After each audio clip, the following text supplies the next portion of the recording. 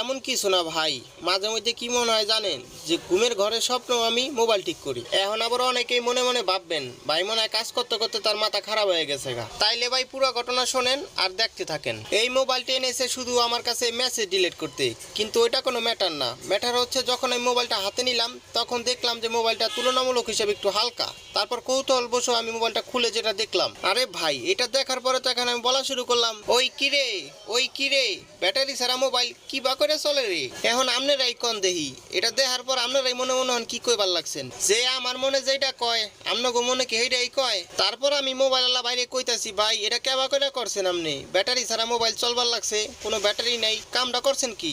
সে ভাই বলতেছে ভাইয়া এটা টেকনোলজিয়া সিক্রেট, বলা যাবে না। এখন কোন দেহি এটা দেখার পরে কি মাথা মতো ঠিক আছে যে ব্যাটারি ছাড়া মোবাইল চলতে আছে? এত বছর ধরে মোবাইল ঠিক করতে আছি, এরম তো কোনোদিন হয় নাই কা যে ব্যাটারি ছাড়া মোবাইল চলতে আছে।